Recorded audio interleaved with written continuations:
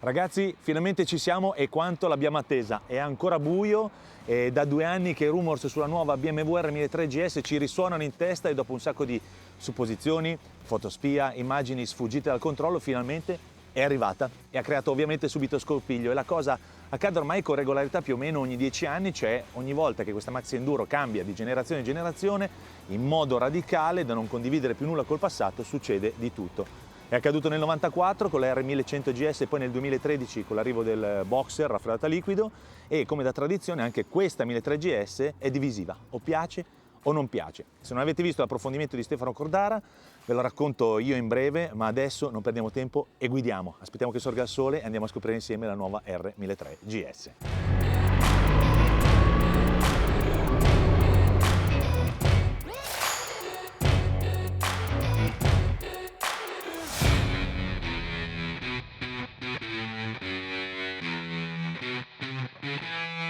Mi piace partire da un assunto. Questa GS totalmente nuova è e rimane una GS. Motore nuovo, ciclistica nuova, posizione in sé alla rivista, nuovissime sensazioni, estetica rivista.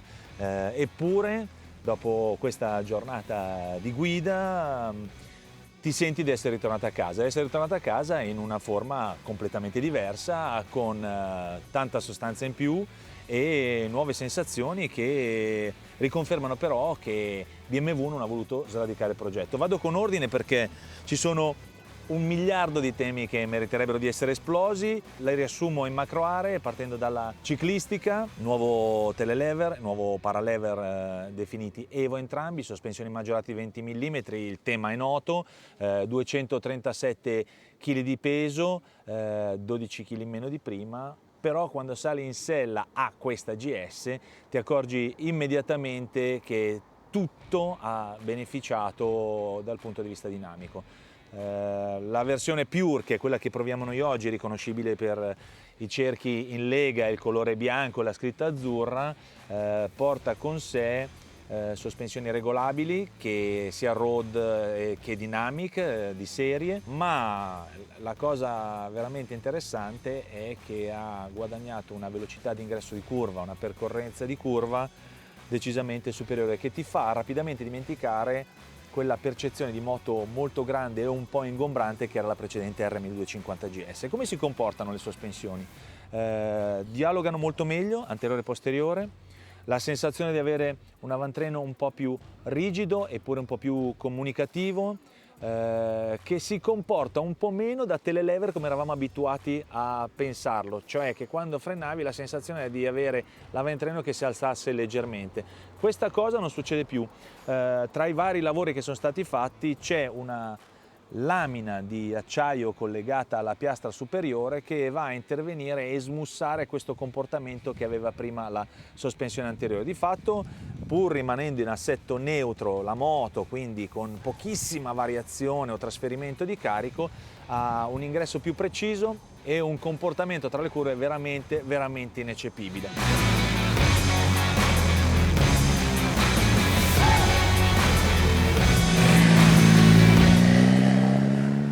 Telaio in acciaio più rigido e leggero che parla con telelever e paralever, ora definiti Evo, con escursione maggiorata di 20 mm che li porta a 190 e 200 mm. Debutta il sistema DAS, Dynamic Suspension Adjustment, sospensioni adattive, in grado di cambiare la rigidezza, il K della molla, passando da una sospensione confortevole a una molto sportiva grazie ai Riding Mode, novità assoluta al pari dell'Adaptive Vehicle 8, Control, che modifica l'altezza della sella di 3 cm a seconda della velocità. Ad esempio, bassa in città a 820 mm se parti da fermo fino a 50 km/h e alta poi a 850 mm nel guidato veloce. Viceversa, torna a livello più basso se la velocità scende progressivamente sotto i 25 km/h.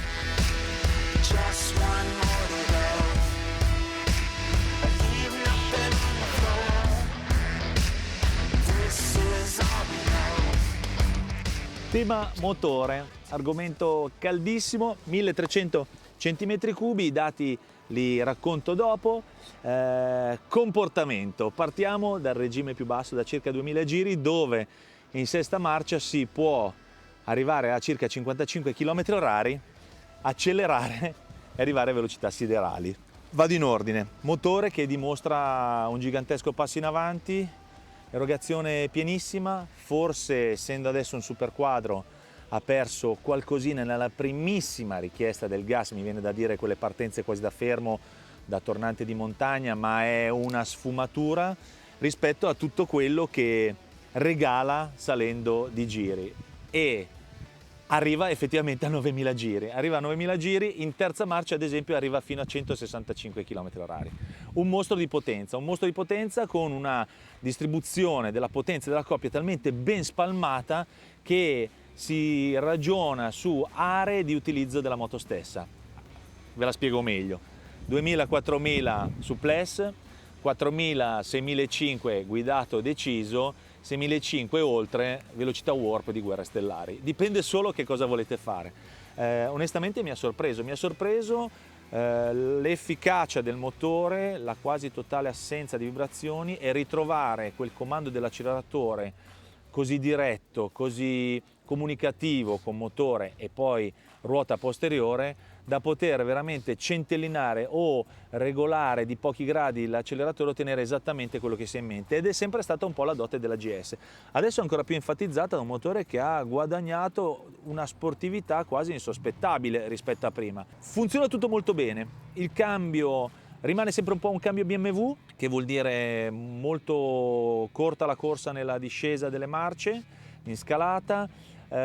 Si impunta leggermente a salire, ma è una sorta di piccolo gradino. Il quick shifter funziona molto bene, e anche la frizione usata in città nelle partenze da fermo effettivamente è un oggetto che aiuta molto in ogni circostanza. Ma quello che davvero sorprende è il comportamento del motore. Nessun on-off, dovendo scegliere tra le varie mappature, secondo me la Road rimane quella che offre il comfort maggiore, il Dynamic Pro inizia a essere un po' più aggressiva, non c'è on-off, ma come dicono alcuni la ciccia sotto è tanta e potrebbe rendere un po' meno piacevole la guida. Guida che su strade di montagna, come abbiamo fatto oggi con asfalto buono, ti porta ad usare il motore e, aiutato dalla ciclistica, terza, quarta marcia, un po' di sottocoppia ti porta fuori, allunga bene ed è gustosa.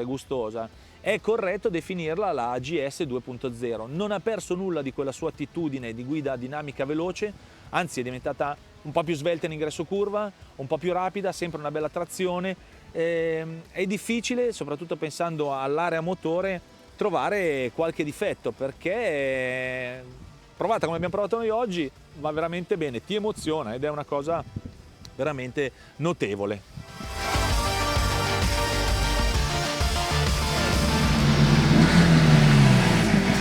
Un risultato figlio della rivoluzione che ha preso in causa il Boxer: 1300 cm3, cilindrata piena, 145 cavalli e 149 Nm di coppia. Solo lui vale 3,9 kg in meno, bilancia che ringrazia. I dati parlano chiaro. Rapporto all'esaggio corsa del pistone super quadro, coppia di 130 Nm già da 3600 giri, con limitatore a 9000 giri, e scatola del cambio spostata sotto il motore per compattarlo ulteriormente, e che ha permesso così di non stravolgere le quote ciclistiche, ma semplicemente allungando il forcellone con la trasmissione compresa permette di avere ancora più stabilità senza perdere punti in agilità ed essere ancora più efficace nella guida. 4 mappature, Road, Rain, Enduro più una Eco per ottimizzare i consumi e continuare a sfruttare il sistema Shift Cam di fasatura variabile delle valvole.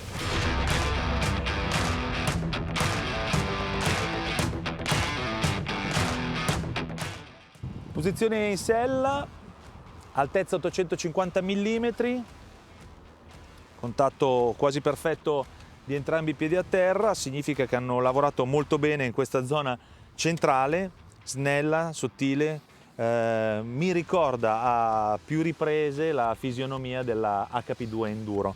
È una cosa che ho riscontrato fin da subito. Tra l'altro bella angolazione delle gambe, buona posizione del manubrio, anche se personalmente preferisco il manubrio un po' più alto. Ruotare in avanti di una decina di gradi servirebbe sicuramente a rendere la guida un pochino più autorevole, passatemi questo termine, però un pochino più sicuro. Bellissimo la revisione, la rivisitazione della parte telaio motore, che permette di avere molto più spazio tra cilindri e gamba. Segnalo ancora una volta che I blocchetti elettrici non sono retroilluminati, ma detto questo, particolare non da poco, ritrovo anche quella stessa strumentazione completa che mi è sempre piaciuta, con lo scroll sulla sinistra, che gestisce in modo molto semplice e intuitivo tutti i comandi e tutte le funzioni nuove che si sono aggiunte, tra cui, particolare non da poco, la possibilità di preselezionare attraverso una funzione con un nuovo pulsante sul manubrio una o due features. Nello specifico cito il cambio di mappatura piuttosto che la regolazione del cupolino elettrico, in modo che senza dover andare a cercarsi all'interno del menu basta cliccare un bottone e si attiva immediatamente il comando su cui poi agire. Già che ci sono, vi faccio vedere come si tira su dal cavalletto. Approfitto in questo momento, farvelo vedere, vediamo se è facile. Appunto entrambi i cavalletti, soltanto sollevandolo, appoggiando il peso sulla leva posteriore, si alza molto rapidamente.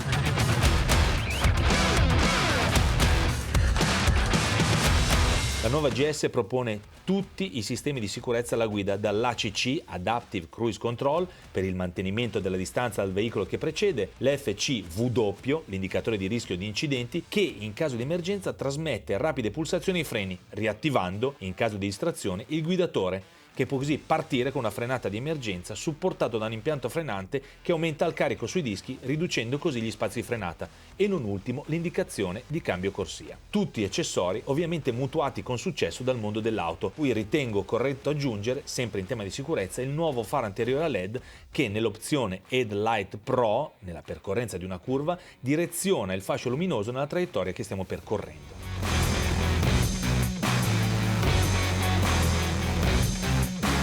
È arrivato il momento di parlarvi anche del mondo off-road della R1003 GS, e lo facciamo in compagnia della Trophy, che è quella che incarna alla perfezione questo concetto: ruota tassellata, sella su un solo piano, colori motorsport. Effettivamente è emozionante, l'avevo vista anche a Berlino, messa lì in bella mostra, e devo dire che è quella che mi ha preso proprio al cuore. Come si comporta in fuoristrada? Vale quello che abbiamo detto nella guida stradale, cioè il comportamento del motore morbido sotto, poi sopra i 3000 giri sale con una progressione straordinaria, al punto che sembra, anzi ce n'è fin troppo per la guida in fuoristrada. Cosa è cambiato rispetto al modello precedente, sempre in tema fuoristrada? È venuto meno, per via della configurazione superquadra del motore, quel BRAP iniziale, come dicono i professionisti dell'enduro, cioè quella prontezza immediata che aveva il 1250 nel portarti appena un po' più in là rispetto all'ostacolo. Qui è tutto un po' più addolcito, un po' più morbido, un po' più rotondo, un po' meno aggressivo. In cambio però ti concede una bellissima trazione. Va riconosciuto che la ciclistica adesso sembra funzionare molto meglio rispetto a prima, anche nella derapata controllata. Ti senti sempre di avere molto più in mano la moto, anche per via del fatto che questa zona centrale è molto snella e riesci a sentirla molto bene la moto. Dirò una cosa che magari a qualcuno non piacerà, ma a me questa versione ricorda con piacere e con tanto coinvolgimento quella che era la vecchia HP2 Enduro, che aveva però la forcella, era un concetto diverso, aveva il monoammortizzatore che si poteva regolare ad aria. Stiamo parlando anche di una moto di tanti anni fa, però quella bellezza, quel feeling che regala adesso la GS 1003 in fuoristrada è anche merito forse di quella storia già vissuta in passato. Dal punto di vista delle mappature, consiglio mappatura Enduro Pro, che in automatico disattiva anche l'ABS posteriormente. Allora, vi mostro rapidamente il funzionamento della strumentazione, rimasta molto simile con le 4 mappature. Enduro Pro da selezionare, ABS off per il fuoristrada, traction control off e Enduro Pro. Entriamo un po' più nel merito del setting. Vehicle system setting, riding mode pre-selection, veramente importante scegliere Enduro Pro e configurazione Enduro Pro, disattivando. Con Enduro Pro si può disattivare completamente il traction control e poi si può ovviamente impennare. ABS off-road posteriormente, quindi non funziona. Ok, ci siamo. Fate un check, perché nei primi giri che abbiamo fatto in fuoristrada in realtà era ancora attivato per una questione di safety, di sicurezza. Detto questo, bella triangolazione, molto bella anche la guida in fuoristrada. Rispetto alla moto stradale il manubrio è ruotato di 10 gradi più in alto, che consiglio anche di utilizzare su strada per avere maggior feeling. Impianto frenante ottimo, morbido nell'attacco, sia i dischi anteriori da 310 mm sia il freno posteriore che schiaccia giù bene la moto quando ci sono da fare le frenate d'emergenza. Nel tragitto stradale che abbiamo fatto con il cupolino basso ma il casco con la letta parasole, è preferibile utilizzare una configurazione più alta il cupolino. Se lo si alza arriva proprio a impattare direttamente con la letta generando delle vibrazioni. Bel feeling, davvero molto naturale, la leggerezza si sente, la riduzione del peso si sente, il motore quando prende in fuoristrada va come un cannone e arriva fino a 9000 giri. Non da provare in fuoristrada, ma da tenere presente quando si guida su asfalto. Pochissime vibrazioni, bel controllo, belle pedane, bella anche la regolazione del freno posteriore, molto rapido. Segnalo che anche le pedane possono essere regolate su 2 altezze direttamente da qui, svitando una semplice vite per alzare o abbassare la posizione, e moto con cui si tocca veramente bene a terra con la sella standard. Pedana regolabile su 2 altezze e movimento per avere un po' più alta e avere l'ottimo contatto.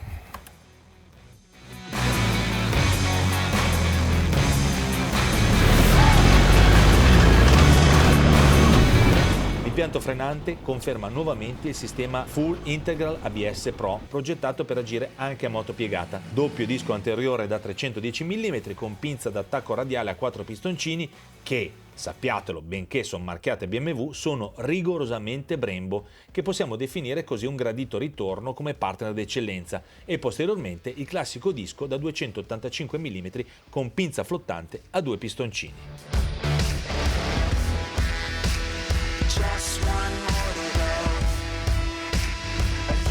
Siamo dunque arrivati alla conclusione di questa prima presa di contatto con la nuova R1003 GS. Vi dico, non fermatevi all'estetica, non fermatevi alla parte più irrazionale quando si vede una moto per la prima volta, anche perché a molti, mi rendo conto, non è piaciuto il faro anteriore per la sua originalità, ma il fatto che sia stato realizzato un faro di questo tipo ci è stato spiegato che è dovuto al fatto che in alcuni stati extra Europa i fari asimmetrici non sono omologabili per l'uso stradale, ergo anche BMW si è dovuta in qualche modo adeguare con una scelta anche innovativa, ma che va vista secondo me dal vero per capirla e nel caso apprezzarla o no. Dopo 40 anni siamo ancora qui veramente a parlare di R1003 GS con questa nuova edizione, e faccio un piccolo excursus ancora sul test della Trophy che abbiamo provato prima, di cui vi ho parlato, e quello che è emerso nella guida in fuoristrada, che poi si ritrova chiaramente anche nell'uso stradale, è che questo nuovo telelever Evo assorbe molto meglio i colpi.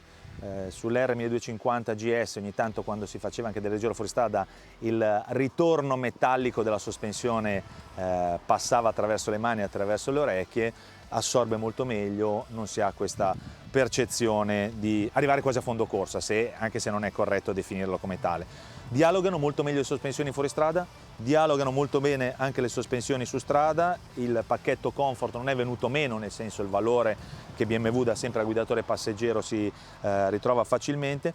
Interessante la soluzione delle sospensioni che si alzano sorpassati i 50 km/h dopo che uno è partito magari e ha avuto giustamente entrambi i piedi a terra, e poi che ritornano basse a 820 mm, 850, 820, scendendo al di sotto dei 25 km/h. Naturalmente c'è molto di più da raccontare su questa moto, anche perché tutte le specifiche, tutte le features che ci sono, tutti gli incroci a livello di mappatura meriterebbero sostanzialmente un simposio, ma il lavoro che hanno fatto in BMW è davvero grande.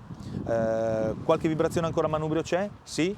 Mi è piaciuta invece moltissimo la protezione dell'aria, soprattutto il cupolino regolabile nuovo, che fa capire anche in questo caso quanto hanno lavorato bene. Interessante notare come segnalavo prima parlando della Trophy, il cupolino basso funzioni meglio del cupolino alto quando si viaggia in velocità con il casco crossover in questo caso. A questo punto mi viene soltanto da ricordarvi di scrivere qua sotto se avete domande da fare, appunti.